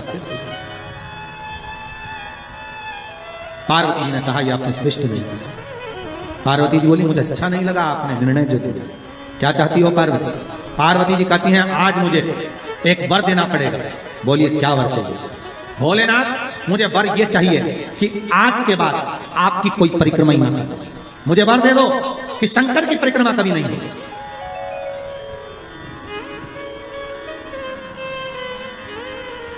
शिव की परिक्रमा का विधान नहीं होगा। शंकर भगवान ने पार्वती को तथास्तु कह दिया। आज के बाद शंकर के मंदिर में शिवलिंग की कोई परिक्रमा नहीं करेगा। कभी आपने करते हुए देखा किसी को? नहीं। शंकर की परिक्रमा होगी तो आधी यहां से चालू होगी, वहां तक जाओगे फिर वापस आगे। यहां तक शिव महापुराण की कथा कहती है कि शंकर की आरती के बाद जो परिक्रमा भी होती है ना, वो भी पूरी नहीं करना चाहिए, आधी कर वापस हो जाना चाहिए। शिव की आरती के बाद कई लोग शंकर जी की आरती उतारने के बाद जो परिक्रमा करते हैं ना, आरती की थाली लेकर चारों तरफ घूमते हैं, उसको भी आधा घूमो और आधे में वापस शिव परिक्रमा करना। वर दीजिए आप वर प्रदान करो, हमें वर दे दो। पार्वती मैं तुझे वर देता हूं कि शिव की परिक्रमा आप कोई नहीं करे, और अगर शंकर की परिक्रमा कोई भूल से भी करेगा तो उसको दोष लगेगा, उसका पुण्य छिन्न होगा। इसलिए शंकर की परिक्रमा लोग नहीं करते क्योंकि उनने जो दान करा, पुण्य करा, सत्कर्म करा, भजन करा, कीर्तन करा, उसका पुण्य धीरे धीरे धीरे धीरे समाप्त होते चले जाता है। उस पुण्य की छिन्नता होती है। नहीं। पार्वती जी बोली प्रभु हम एक मेरा निवेदन स्वीकार करेंगे। बोलो क्या बात है? पार्वती जी बोलती हैं आपने गणेश जी को प्रथम पद दिया है तो इस कार्तिकेय को भी प्रथम पद प्रदान करिए। शिव जी बोले ये नहीं हो सकता क्योंकि प्रथम पद एक ही होता है। प्रथम पद केवल एक होगा और वो एक पद मैंने प्रदान कर दिया। अब मैं दूसरा पद कैसे दे सकता? मैं दूसरा पद कैसे प्रदान कर सकता? मैं दूसरा पद कैसे दे सकता? पार्वती एक काम हो सकता है। बोलिए प्रभु मैं कार्तिकेय को कुछ ऐसा बना देता हूं कि जहां पर गणेश प्रथम पद में रहेगा तो यह कार्तिकेय भी प्रथम पद में पूजा जाएगा। बना दीजिए। भगवान शंकर ने कार्तिकेय को श्रीफल का निर्माण कर दिया। स्कंद पुराण का क्या बनाया है? श्रीफल, नारियल। ये नारियल किसका प्रतिबिंब है? तो कहा ये कार्तिकेय जी का प्रतिबिंब है। किसका प्रतिबिंब है? कार्तिकेय जी का। तो गणेश जी की पूजन जो कलश के रूप में होती है तो उसके ऊपर जो श्रीफल रखाता है वो स्कंददेव है, कार्तिकेय है।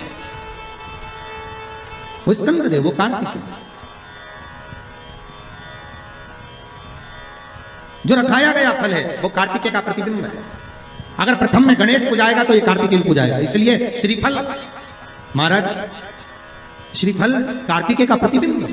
सारी 33 कोटि देवताओं की सेना का सेनापति कार्तिकेय सारे ग्रहों को शांत करने के लिए, कार्य को सिद्ध करने के लिए, कार्य की सफलता के लिए, व्यक्ति की मनोकामना पूर्ण करने के लिए कलश के ऊपर क्या रखा जाता है? जम के बोलिए, नारियल, श्रीफल रखा जाता है, जो कार्य की सफलता प्रदान।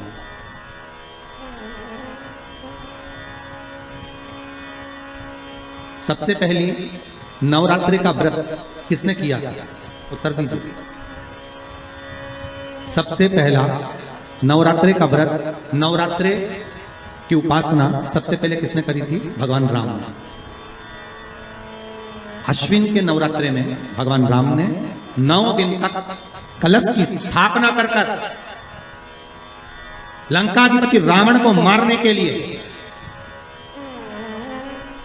मां जगत जननी की आराधना करी। भगवान राम ने मां जगत जननी की आराधना, मां जगदम्बा की आराधना। और कहते हैं मेरे राम ने प्रतिदिन मां आद्यशक्ति को निमंत्रण दिया और मां जगतजननी से विनती निवेदन कर कर कहा कि आपको प्रतिदिन आना पड़ेगा। इसलिए देवी भागवत में लिखा है कि नवरात्रि में एक दिन, जैसे प्रतिपदा है, पहला दिन है तो 1 कन्या का पूजन करो, द्वितीया है तो 2 कन्या का पूजन करो, तृतीया है तो 3 कन्या का पूजन करो, चतुर्थी है तो 4 कन्या का पूजन करो, पंचमी है 5 कन्या का पूजन करो, छठ है 6 कन्या का पूजन करो, सप्तमी है 7 कन्या का पूजन करो, अष्टमी है 8 कन्या का पूजन करो, नवमी है, जम के बोलो, 9 कन्याओं का पूजन करो।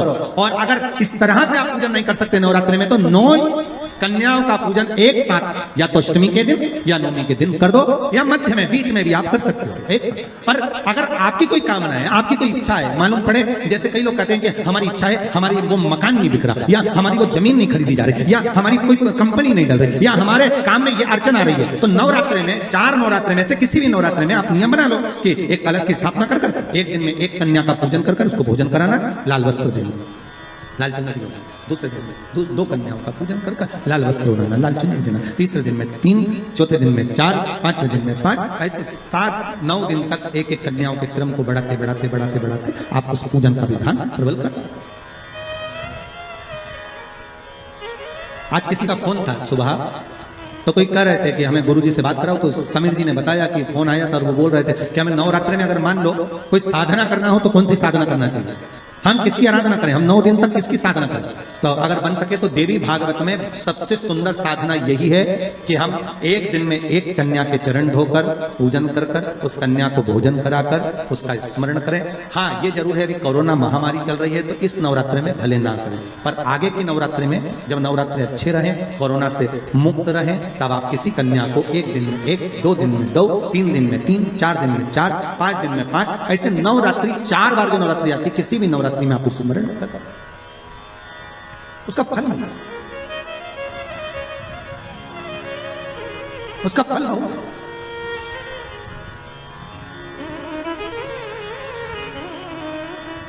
जैसे बेलपत्री का किया गया दान छिन्न नहीं माना गया। किस चीज का दान? जम के बोलिए जरा। बेलपत्री, बेलपत्री का किया गया दान छिन्न दान नहीं है, समाप्ति नहीं होती। बेलपत्री अगर आपने कोई आपसे कहा जी तुम्हारे यहाँ बेलपत्री लगी है, जरा 8-10 दे दोगी क्या? बिल्कुल। और उससे कहो बेलपत्र तू मत तोड़, हम तोड़ कर देते, और अपने हाथ से बेलपत्र निकाल कर उसको दो दान। ये छिन्न दान नहीं है, ये समाप्त नहीं होता। ये बेलपत्र का दान अविरल दान बढ़ता है, सुख का भान करता है। ये छिन्न होने वाला नहीं अभी। हम जजमानों को भी कई बार कहते हैं कि आप लोग तो बड़े धनभागी हो, शिव महापुराण की कथा जैसे अभी इस परिवार में हो रही है, हम तो इनसे भी कहेंगे कि आपके पूर्वजों का कोई पुण्य होगा। साफ सारी पुराणे, सारे शास्त्र 7 पीढ़ी को तार देते हैं। शिव महापुराण के लिए स्कंद पुराण में कहा ये 71 पीढ़ी को तार देती है। 71 पीढ़ी तर जाती है मात्र एक बार शिव शंकर की कथा का स्मरण करने पर, शिव महापुराण को श्रवण करने पर। 71 पीढ़ी।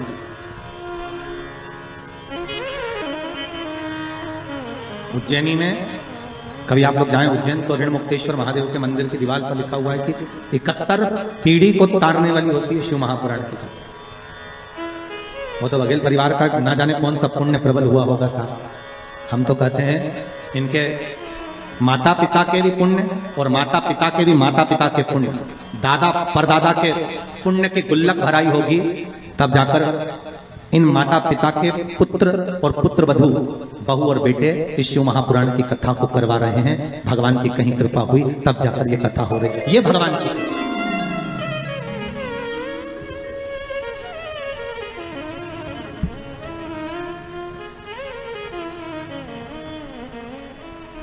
प्रभु की कृपा बिना नहीं हो सकती। करुणा सागर करुणा करा है तो प्राप्त हो। कथा आती है, देवराज नाम का ब्राह्मण था, ब्राह्मण पर कर्म छोड़ दिया था, ब्राह्मण का कर्म से वंचित था, चोरी का धन लेकर आता, शरीर में ताप पड़ गया, शिव मंदिर के अंदर प्रवेश कर गया, बहुत ठंड सी लगी, मंदिर में दुबक कर बैठ गए। अब मंदिर में जाकर बैठे तो थोड़ी थोड़ी देर में एक शिव महापुराण का वाचन एक पंडित जी कर रहे थे, थोड़ी थोड़ी देर में चिल्लाकर बोलते थे हर हर महादेव। अब जैसे पंडित जी चिल्लाते हर हर महादेव, ये कानों को बंद कर लेता, भगवान कहां फंस गया।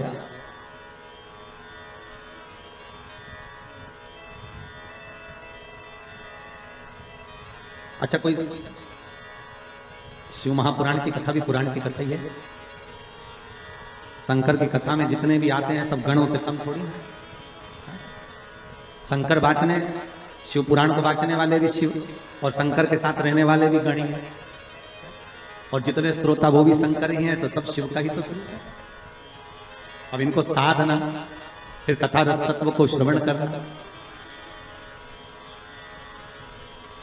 अच्छा, एक तो महाराज कहीं शहर में कथा होना उसमें अंतर होता है, गांव में कथा हो उसमें अंतर होता है, और गांव में भी कथा हो तो गांव के अंदर भी गांव, और गांव के अंदर फिर गांव,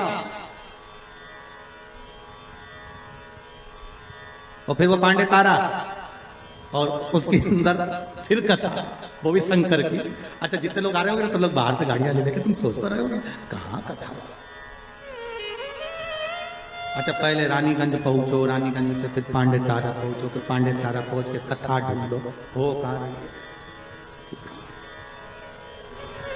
तुम किसी को मत ढूंढो, तुम तो बघेल को पकड़ इनको कथा हो। शिव की कृपा है, शंकर की। अब देवराज धन लेकर बैठा तो था, पर कथा में मन नहीं लग रहा था उसको। तो महाराज जैसे ही बोले ने हर हर महादेव, तो इसको आए गुस्सा। अच्छा, कोई पुण्य भागी होता है ना, जिसके मन में भगवान की भक्ति का प्रतिबिंब होता है ना, उसको कथा में बड़ी रुचि आती है, उसका मन कथा में लग जाता है। और जिसके भीतर पाप भरा होता है ना, बस उसको तो अगर भजन भी गाए, कोई कथा भी सुनाए तो भी मन नहीं लगे। बताओ, नींद आ रही है तो। अच्छा, तुम भी कम थोड़ी ना कथा में आए होगे, उससे पहले चाय डकार के आए होगे, चाय माय पी के तैयार मैयार होके, सौंफ सुपारी सब खा के फिर अलमस्त होके फिर कथा में बैठे। तुम साधारण हो, तुम भी चतुर। और तो और जेब में लेके भी बैठे, कहीं का महाराज होगा, अगर नींद भी आएगी तो थोड़े एक आध कट, वो तुम बहुत चतुर हो। अब देवराज तो कथा सुनने के लिए बैठा, उसकी चित्तवृत्ति में। अब वो तो कथा सुनना नहीं था, केवल चोरी का सामान लेकर जा रहा था, चुप कर बैठा हुआ था। जो महाराज चिल्ला, इसको तो भागा यहाँ से, भागा आगे जाकर शरीर में कांपता, गिर गया, चक्कर खाकर मर गया, प्राण छूट गए। 5 मिनट भी नहीं, केवल 2 मिनट की शिव महापुराण की कथा सुनी थी। शिव महापुराण की कथा कहती है देवराज के प्राण छूटे, शंकर भगवान नंदी लेकर आ गए। यमराज पाड़े पर चढ़कर आया, शंकर नंदी पर चढ़कर आया। तो यमराज ने पूछा, भोलेनाथ आप? शिव जी बोले, हाँ, तू कैसे आया? यमराज बोले, देवराज को लेने के लिए आया। देवराज को लेने? हाँ, क्यों? तो बोले, इसने पापी पाप करा, इसने पुण्य करा, इसलिए इसको लेकर जाना। यमराज बोले, इसको लेकर नहीं जाऊंगा। शंकर भगवान बोले, इसने एक पुण्य करा है। क्या? 2 मिनट की शिव महापुराण की कथा सुनी। तो यमराज बोले, 2 मिनट में कुछ होता है? तो शंकर भगवान बोले, 2 मिनट में मैं तेरे को जहर की पुड़िया देता, देख निकले कि नहीं निकले। जब 2 मिनट में जहर खा के व्यक्ति मर सकता है, तो 2 मिनट में शिव महापुराण सुनकर तर नहीं सकता। 2 मिनट में जहर खाया और मर गया, तो 2 मिनट की शिव महापुराण। तो प्रभु 2 मिनट में क्या? शंकर भगवान बोले, तो लिखा अभी देखे नहीं मरे तो ठीक। यमराज बोले कि तुम हमें निपटाने में तुले, तुम ये सोच रहे हो कि हम मर जाए। शंकर भगवान बोले, या तो जहर खाकर सिद्ध कर दे कि 2 मिनट में मरा, या फिर सिद्ध ये कर दे कि ये 2 मिनट में तरा। तो यमराज बोले रेंदो दादा, हम तो अपने घर चले, तुम इसको ले जाओ। शंकर जी ने देवराज के प्राणों को लिया और नंदी पर बिठाया, और शंकर भगवान नंदी लेके डमरू बजाते बजाते कैलाश पे पहुंच गए। तो पार्वती जी ने पूछा किसको लिया है? शंकर भगवान बोले अपना भगत है। पार्वती जी बोली इतने कम है पांडे तारा, ये ढेर इतने कम थे और पकड़ के लिया। शंकर भगवान बोले ये तो मेरे भगत है, जो शंकर की कथा को श्रवण करता है, शिव महापुराण को दिल से सुन लेता है। शंकर कहते हैं वो वैकुंठ नहीं, शंकर कहते हैं मेरे कैलाश पर हमेशा रहता है, मेरे साथ में रहता है। वो साथ कहां हो सकता है, मेरे अपने। पार्वती जी बोली अपने रहने की तो जगह नहीं, गुफा के अंदर तो अपन रह रहे, और पकड़ के लिया इसको। शंकर भगवान बोले पार्वती थोड़ा आंदो आंदो। पार्वती जी बोली सबको आंदो और अपन बाहर जान दो। शिव जी बोले पार्वती यही तो आनंद है, यही सी।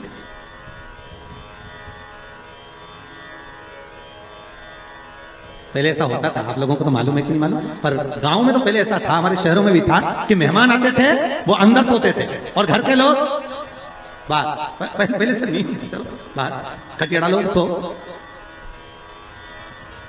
देवराज समय आया, आगे वर्णन आया। महाराज शिव महापुराण की कथा कहती है, एक बिंदुक नाम का ब्राह्मण, वो भी अपने कर्म से वंचित था। महाराज वो भी अपने कर्म से, इसकी पत्नी का नाम था चंचुला देवी, और चंचुला देवी जो पति के प्राण पानी में डूबने से चले गए, बिंदु चंचुला शंकर की कथा सुनकर उसने भी अपने प्राणों को त्याग दिया। शिव जी के पार्वती की दासी बनकर रह रही थी, मन में शंकर की रुचि भाव। पार्वती जी ने पूछ लिया तुम मौन क्यों? मुझे कथा सुना। पति का मुक्ति हो जाए, पति का मोक्ष हो जाए, प्रेत योनि से छूट जाए, उसके लिए क्या करा जाए? पार्वती जी ने कहा शिव महापुराण की कथा करवाओ। तुम रुका जी को जाकर निवेदन करा। तुम रुका जी ने शिव महापुराण की कथा का रसस्वादन कराया। आपको फिर निवेदन करूंगा, ये तुमरु का नाम कोई साधारण नहीं। फिर कहूंगा जिस नारी का गर्भ ना ठेरता हो, सफेद आंकड़े की जड़ लाकर शंकर भगवान पर से 21 बार घुमाकर रजस्वला धर्म के 7वें दिन उस जड़ को शिव मंदिर में लाल धागे में बांध लो कमर में, और महाराज बाबा भोलेनाथ जी से विनय करो, बाबा चाहेगा तो 3-4 महीने में गर्भ ठेर ही जाएगा शिव की कृपा से। तुमरुका जी का नाम लेकर सफेद आंकड़े की जड़ को जो बांध लेता है उसका गर्भ ठेर। भगवान तुमरुका नाम कोई साधारण नहीं है, कई रोगों को मिटाने वाला नाम है तुमरुका जी का। कल की कथा में सुनेंगे कि नवरात्रि के तृतीय दिन तुमरुका जी के नाम से चावल कहाँ छोड़ना चाहिए और उसका क्या फल होगा।